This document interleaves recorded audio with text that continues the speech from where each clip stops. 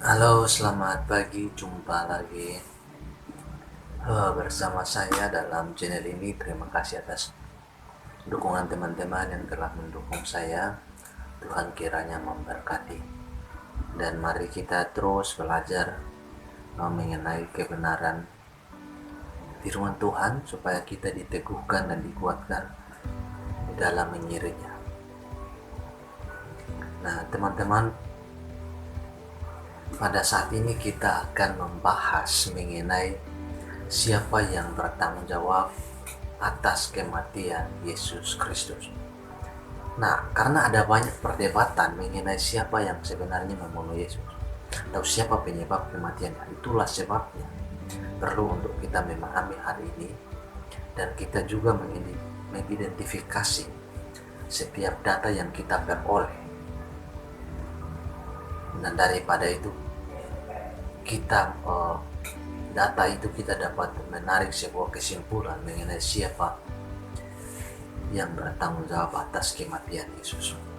Nah, oleh karena itu penting bagi kita untuk uh, melihat sejarah kisah penderitaan Yesus dari Nazaret. Pertama itu melalui kacamata kitab Injil.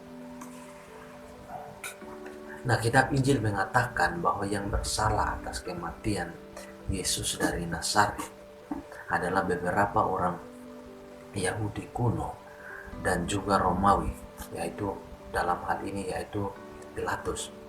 Oleh karena itu kita juga perlu untuk melihat penyebab kematian Yesus dari pihak Yahudi. Nah, Injil mencatat bahwa para pemimpin Yahudi bersekongkol untuk membunuh Yesus. Itu dapat kita baca di dalam Matius pasal 21 ayat 46, 26 ayat 3 sampai 4, lalu Markus pasal 14 ayat 1, Lukas pasal 21 ayat 47 dan Yohanes pasal 18 ayat 39 sampai 40. Di sana sangat jelas mengenai hal tersebut. Nah, ketika kita melihat bagian ini, kita akan berkesimpulan bahwa yang perlu disalahkan dalam hal ini adalah Sanhedrin atau para petinggi Yahudi, atau yang sering lagi juga disebut dengan 70 tua-tua. Nah, di samping itu kita mendapat informasi dari seorang sejarawan Yahudi abad pertama bernama Yosefus bahwa yang menjatuhkan hukuman mati kepada Yesus adalah para petinggi Yahudi. Karena ketika kita melihat kitab Injil bahwa pengambilan keputusan itu adalah pada malam itu, malam menjelang Sabat, mereka berkumpul dan mengambil keputusan dan melakukan penuduhan terhadap Yesus. Dan di malam itu juga, sesingkat itu mereka menetapkan untuk Yesus dijatuhi hukuman mati. Nah, itu dalam waktu yang singkat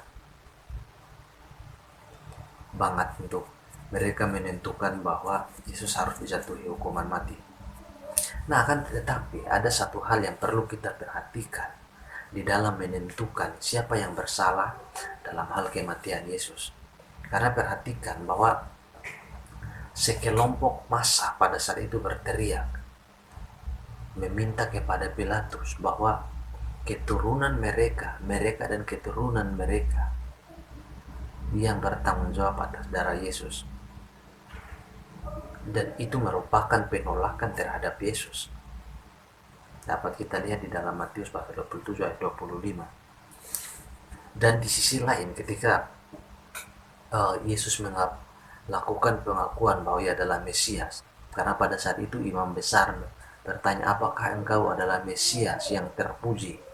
Dan Yesus mengatakan bahwa akulah dia. Dan pada saat itu imam langsung menyobek bajunya dan mengatakan bahwa kita tidak perlu saksi lagi sebab saya telah mendengar sendiri. Dan itu adalah katakan bahwa penghujatan terhadap Allah. Nah, namun perlu untuk mengetahui bahwa tuduhan orang Yahudi tidak boleh disamakan dengan yang namanya antisemitisme. Tuduhan orang Yahudi tidak boleh disamakan dengan antisemitisme karena ada dua alasan penting, yaitu pertama harus diketahui bahwa kitab Injil menyecam orang-orang yang tidak taat dalam generasi Yesus pada zaman Yesus. Dan sama seperti perjanjian lama mengecam generasi yang tidak taat pada zaman mereka.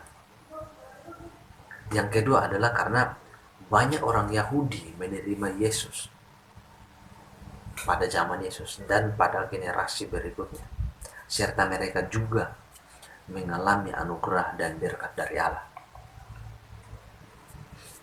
Nah, yang berikut adalah mari kita perhatikan mengenai Romawi dan juga penyebab kematian Yesus. Nah, kita tahu bahwa orang-orang Yahudi tidak mungkin akan berhasil mengadili Yesus atau melakukan eksekusi terhadap Yesus tanpa yang namanya bantuan Romawi. Dalam hal ini adalah Pilatus yang memiliki wewenang di dalam hal pengeksekusian atau penjatuhan hukuman mati.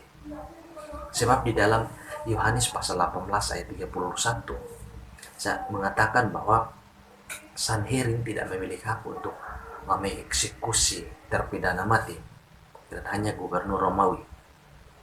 Nah, orang Yahudi mengatakan bahwa Yesus adalah seorang penghujat. Itu pada saat ketika imam bertanya, apakah engkau Mesias yang terpuji, lalu dia berjawab bahwa akulah dia. Nah, itu dikatakan sebagai sebuah penghujatan. Nah, ini juga sekalian memberitahu atau menjawab orang yang sering mengatakan, di mana Yesus mengatakan bahwa aku adalah Tuhan. Ini apa? Ini jelas Yesus mengatakan bahwa dia adalah Mesias, dia adalah Tuhan. Nah, dan ya itu hanya merupakan sanggahan aja. Lalu yang berikut adalah Yesus dikatakan sebagai pemberontak di dalam pasal yang ke-12, Yohanes pasal 19 ayat 12. Itu dikatakan sebagai pemberontak, dan tuduhan ini otomatis melibatkan Pilatus karena terkait dengan pemberontakan. Maka tetapi yang perlu diketahui bahwa keputusan Sanhedrin jikalau tanpa disetujui oleh Romawi, maka Yesus tidak akan pernah dieksekusi mati. Ada beberapa contoh yang dapat kita lihat, misalkan di dalam hal Stefanus. Stefanus itu kan dirajam dengan batu, dan itu mati di dalam tangan massa tanpa ada yang namanya pembicaraan mengenai seperti apa kesalahan yang dilakukan. Nah, itu hanya merupakan pembuatan hakim sendiri, mengadili sendiri di tangan massa. Nah, dan yang berikut adalah mengenai Yakobus yang adalah saudara Yesus. Nah, kita tahu bahwa mengenai Yakobus kan pada saat itu ada peralihan jabatan dari Albinus ke Festus. Nah, di dalam peralihan jabatan itu Festus masih dalam perjalanan ke Yerusalem, dan pada saat itu Imam Ananus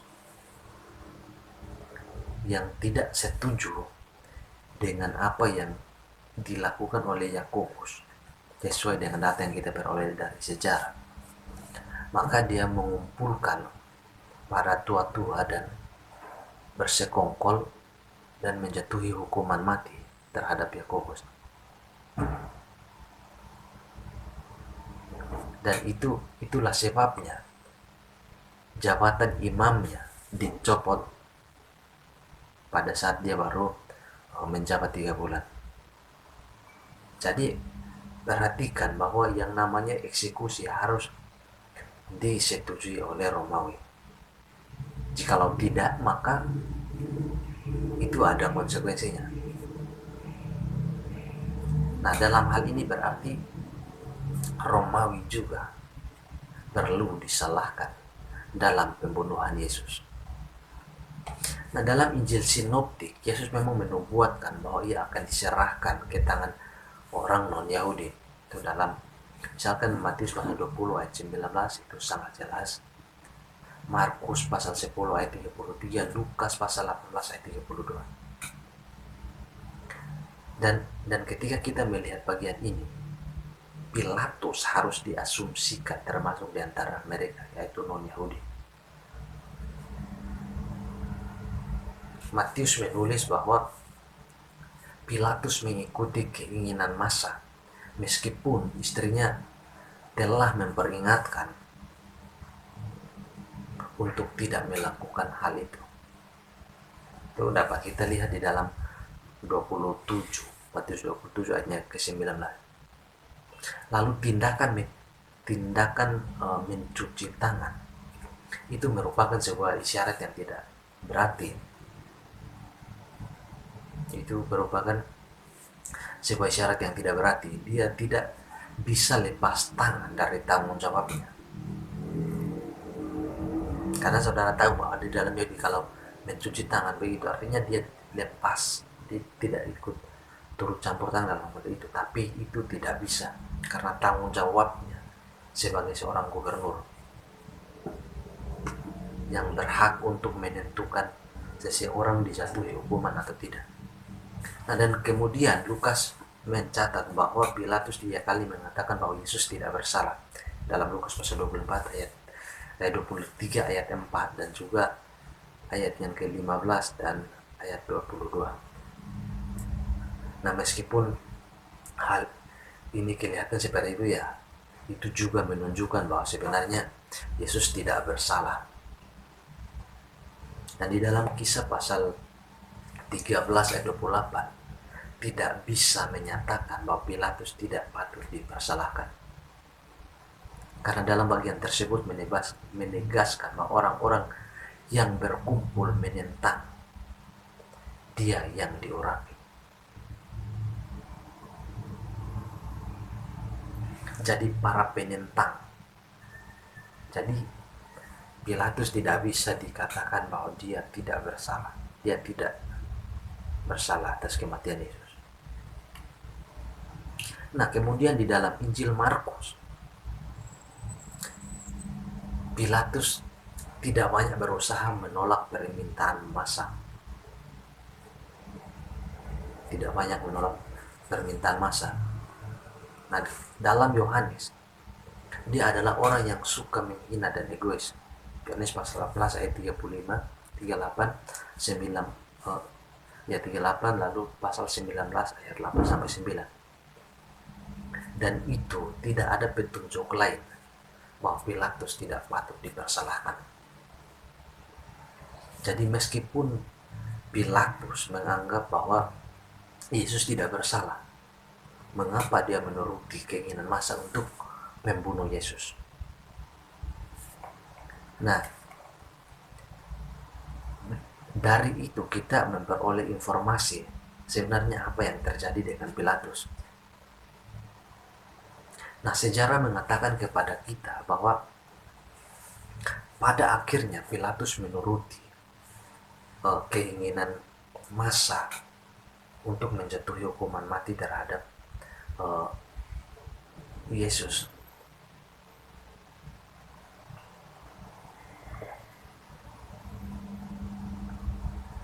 Karena dia telah gagal menjalin hubungan yang baik dengan orang Yahudi. Itu pertama adalah Pilatus pernah mengirimkan tentara ke Yerusalem dengan membawa simbol bendera mereka, yang di dalam bendera itu ada gambar kaisar, dan bagi orang Yahudi itu adalah berhala. Dan ketika mereka memprotes, ia mengancam untuk membunuh mereka, tetapi mereka tidak gentar, orang-orang Yahudi tidak gentar. Dan Pilatus juga tidak mewujudkan ancamannya. Lalu yang kedua, Pilatus menyita uang perbendaharaan Bait Allah untuk membiayai pembangunan air ke Yerusalem. Nah, orang-orang Yahudi sangat marah tentang perilaku Pilatus pada saat itu. Tetapi kali ini Pilatus mewujudkan ancamannya dengan menyuruh tentaranya berpakaian preman dan datang ke demonstran itu untuk menyerang para demonstran itu. Dia memberi isyarat kepada mereka untuk menyerang setiap demonstran yang menolak perbuatan daripada Pilatus.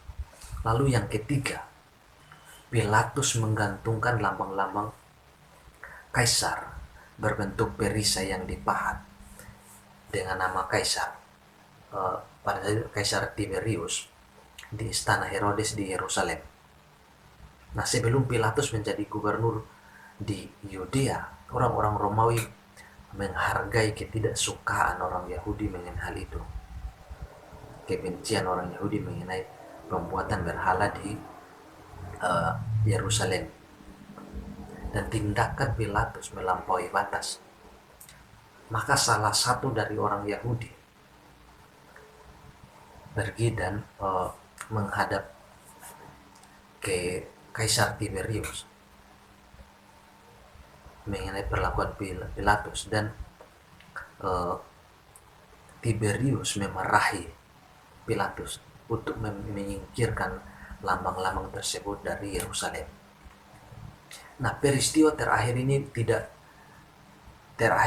mungkin dibiarkan oleh Pilatus, karena dia telah berulang-ulang melakukan kesalahan terhadap orang Yahudi.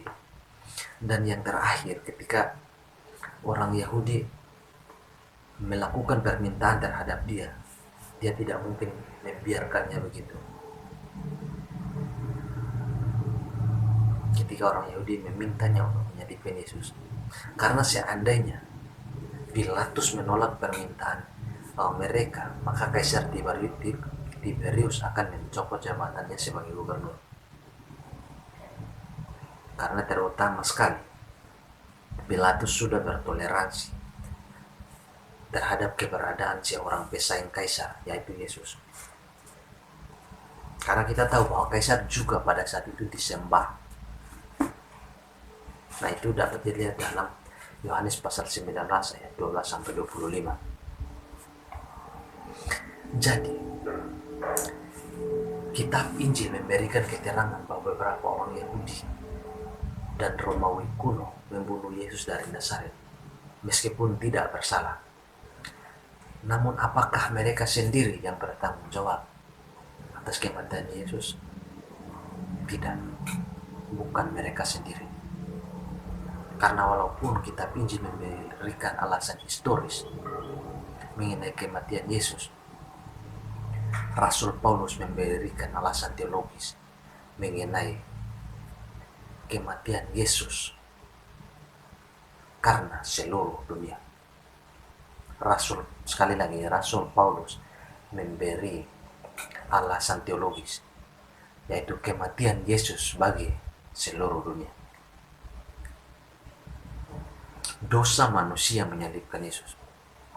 Kata kunci di sini kata diserahkan, atau dalam bahasa Yunaninya adalah paradidomi. Kata ini digunakan di dalam kitab Injil untuk mengacu kepada Yesus yang diserahkan kepada orang Yahudi dan Romawi untuk dihukum mati. Dalam Matius pasal 17 ayat 22, 20 ayat 18 sampai 19, Markus pasal 9 ayat 31, 10 ayat 33, dan juga di dalam Lukas pasal 9 ayat 33, 20 ayat 21, dan 1 Yohanes pasal 18 ayat 35 dan 19 ayat 6. Rasul Paulus menggunakan kata tersebut untuk merujuk kepada semua manusia sebagai pihak yang bertanggung jawab atas kematian Yesus. Di dalam Roma pasal 4 ayat 25, di sana dikatakan bahwa Yesus diserahkan karena pelanggaran kita. Lalu di dalam pasal 8 ayat 32, Dia Allah yang tidak menyayangkan anaknya sendiri, tetapi menyerahkannya bagi kita semua. Nah, perhatikan ini bukan hanya untuk orang Yahudi dan orang Yunani, tapi untuk semua orang. Lalu di dalam Galatia pasal 2 ayat 20, oleh iman dalam anak Allah yang mengasihi aku dan menyerahkan dirinya untuk aku, Kristus telah mengasihi kamu, telah menyerahkan dirinya untuk kita sebagai persembahan yang harum bagi Allah. Lalu kita melihat di sisi lain, Paulus juga mengatakan sebagaimana Kristus telah mengasihi jemaat dan telah menyerahkan dirinya baginya. Jadi perhatikan bahwa Paulus memberitahukan kepada kita bahwa Kristus diserahkan untuk kita semua, untuk semua orang. Tapi dalam tanda kutip, bahwa kematian Yesus berlaku hanya untuk orang-orang yang menerima Dia sebagai Tuhan dan Juru Selamat. Jadi ini saya mengantisipasi untuk orang berkesimpulan bahwa semua orang pada akhirnya akan diselamatkan. Tidak. Hanya bagi mereka yang menerima Yesus Kristus, itulah yang akan diselamatkan. Nah, oke, kita kembali kepada pertanyaan. Siapa yang membunuh Yesus? Jawabannya adalah kita semua melakukannya. Tidak hanya beberapa orang Romawi dan juga Yahudi kuno. Kita semua melakukannya. Tetapi kabar baik dari Injil bahwa kita dapat diselamatkan dari dosa secara pasti karena kematian dan kebangkitan Yesus Kristus. Kita dapat diselamatkan.